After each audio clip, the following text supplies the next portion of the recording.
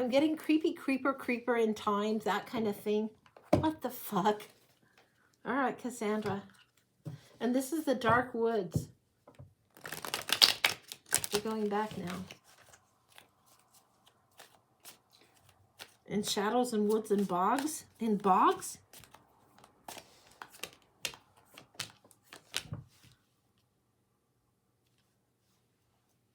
In shadows and woods and bogs. This is death. This isn't Phoenix energy. This feels like somebody that you were close to. Literally kaplunk. They were out of it. Lovers, cards, and choices and traveling in the bog. Like, grief and loss in this death and like cold, dank air. You know what I mean? I don't know if they use the word dank. Cold air, like, moisture in the lungs that would cause like a bronchitis or a pneumonia. Back in the time, they wouldn't know. And lowlands of England are coming through. The fuck's that about?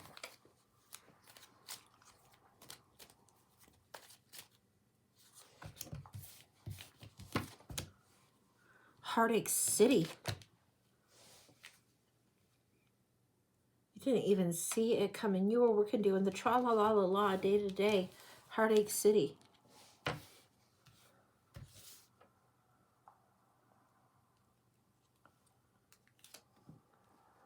Yeah, tra-la-la-la-la. You thought this was fantastic. You were off to the new start and you feel like you got robbed and gypped. You kind of did.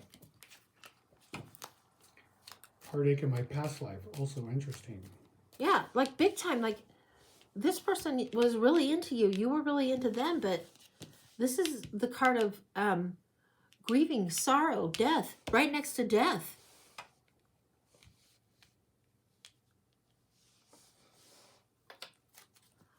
There's some sort of sneaky bastard in here. It was more than just heartache. Some sort of sneaky bastard.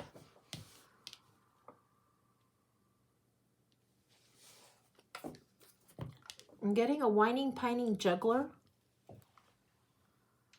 They weren't really a real life juggler, but they were somebody shifting things around. This is usually the Two of Pentacles, balance, strength, that kind of thing. This is whining, pining juggler. This is stealth. Somebody did not want you to have what you had. Rude. Okay, we're going a little bit further. Different deck.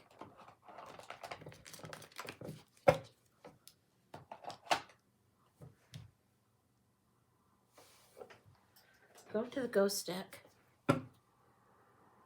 Nope, we're not yet. Sorry, we're going to steampunk deck.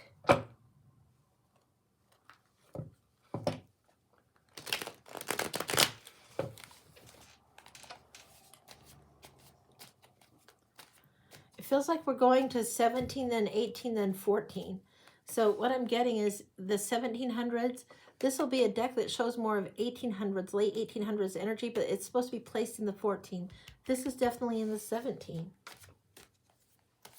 But this is going to reflect, if I go much further than that in time, I would go to the Druid deck, and that would not be the accurate thing. We're going back to the 14s here, even though the deck will be reflecting it in the 18s.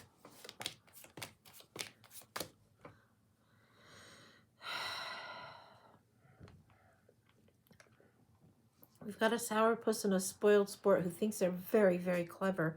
They had the upper hand as far as finance and wealth. They were a dick. They had the upper hand. They had this energy of the sourpuss, and here's this king of coins. They had the upper hand as far as wealth. This is the whining and pining and knight of wands.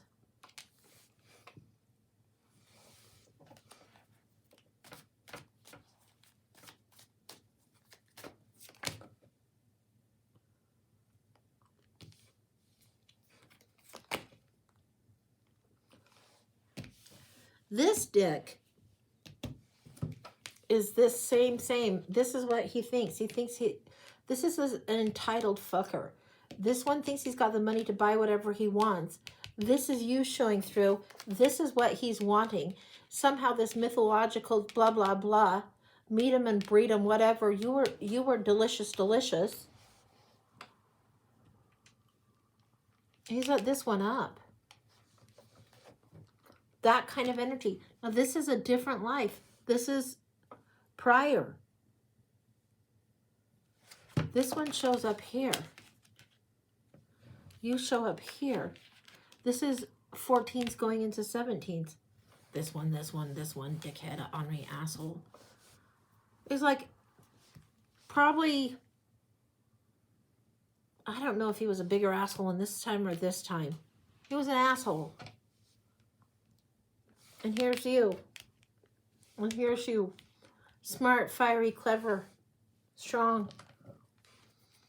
And what about this love, this lost? In this time, in the 14s. This is the 17s.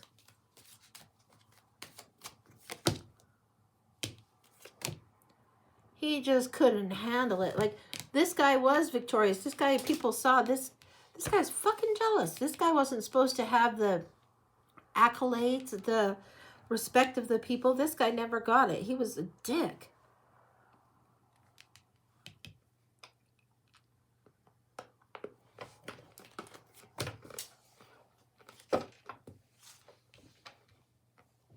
This guy's a murderous fucker. This guy took you. This guy died again. Like, what the hell is going on with this trio?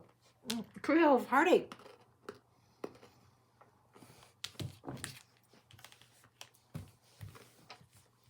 This is the 14s, and this fucker guy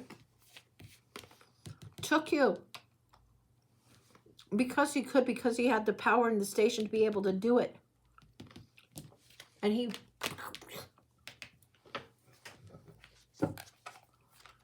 How many times has this happened? Do I keep meeting the same trio in each lifetime? This is the same trio as this. This is you and two men, you and two men. In this one, you were held more hostage. In this one, you were taken more. This one, there's a sneaky fucker afoot, but this one, he had more power. In this one, he had less power. He had to juggle and do more trickery. In this one, he had more power to hijack, to rob, to take.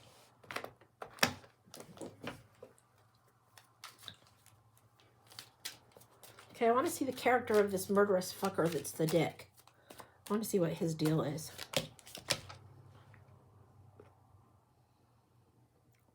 He's a little bit of a delusional fucker, is what I'm getting. He thinks what is money he can has, and he thinks that you are property and you can be owned. He would keep you as his. There's not a real seeing you of in and of yourself in this time frame. This is the character attributes of this dick guy. The attributes of him, let's take a look and see. This is the one that your heart wanted, the one that your heart loved.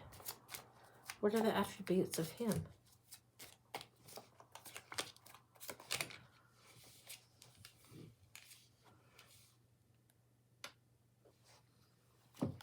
This is the attributes of him. This is stalemates, having the ability to balance and carry two swords and be clever in how they're doing it.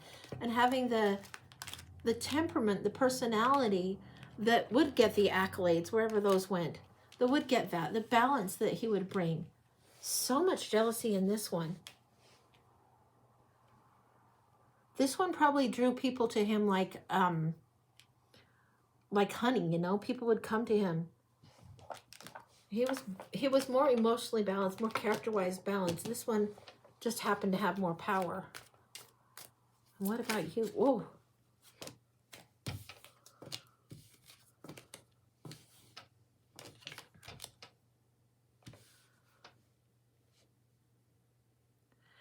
This is something where there's a truth and there's a power imbalance and there's a fear. There's a desire to play, but it's a thing that you're afraid of going into. And the truth and the coldness is there. It's like slicing things away. Every time you got things sliced away. And the character has left you cold towards love and fearful towards love. Guarded heart. It was too much batshittery, too much crazy.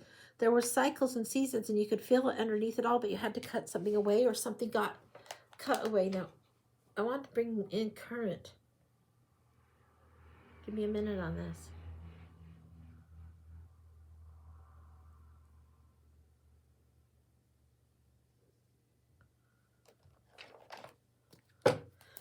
current for this? What we got here?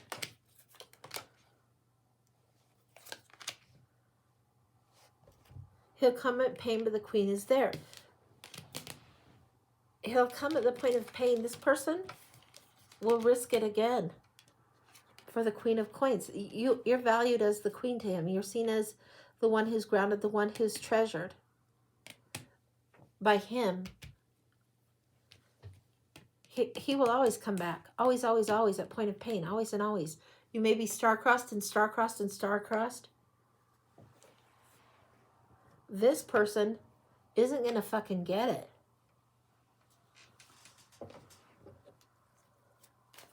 What's happening in the now with these two people? The dudes. Oh, really? If you recognize this energy, if it's super, super familiar in this lifetime, whatever it is, it's the karmic time for the Two of Cups. The scales will be balanced. This guy won't be able to win in this particular lifetime when this one comes in this way. This could very well be the lifetime that we're in now, in the present. Is this present energy?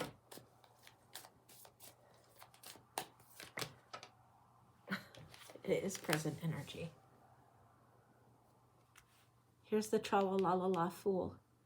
Here's the other fool answering the call. This is the time for lovers. In this life, you will know a very, very great, powerful love. I don't know if it will be early on in your youth or in your age. It'll take time to get that and to even recognize it.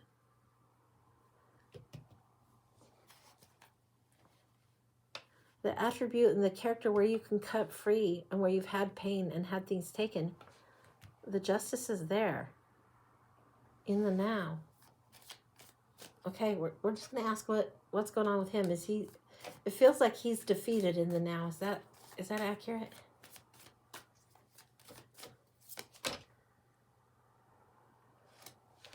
You have the Knight of Cups. This is questing and looking at the cup.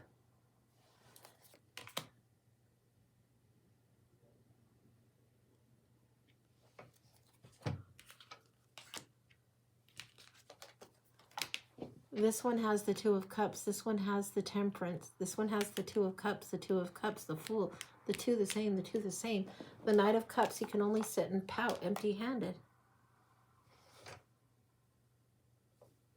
You've gone from the 14 through to the 17th, through to the now. I don't know if the 18th centuries, the 1800s ever was, but these are the cards that depict that. But it feels like that was 1400s. This feels like 1400s energy that's carried clear through to current.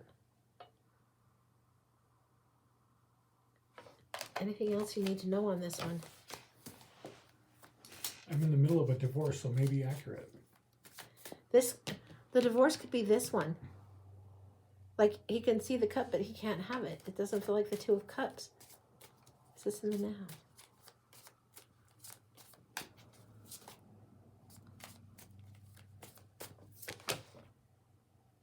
I'm asking, is this in the now? Is this in this lifetime? Is this coming at her? And the Lovers comes. The Lovers was here. This will come towards you. This feels like a very fated, destined type of thing. This person, it feels like you could be done with.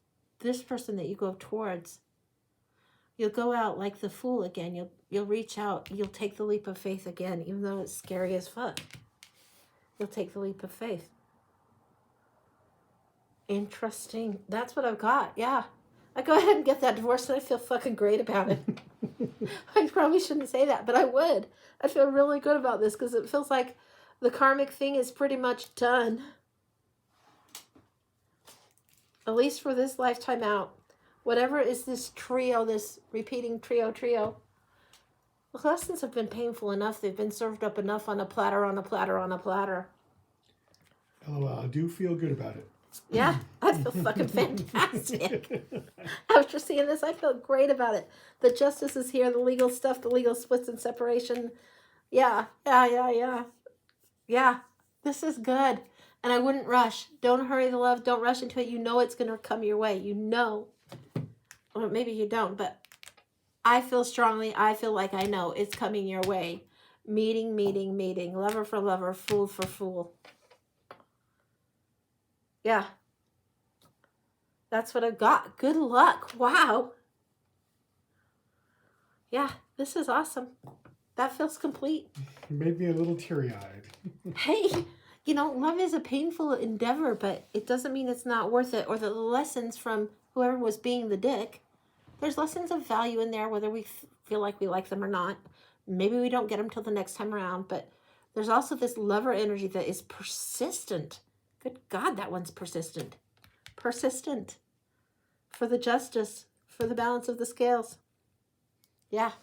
Wow. Good luck. Good luck with the divorce. I hope it goes really well.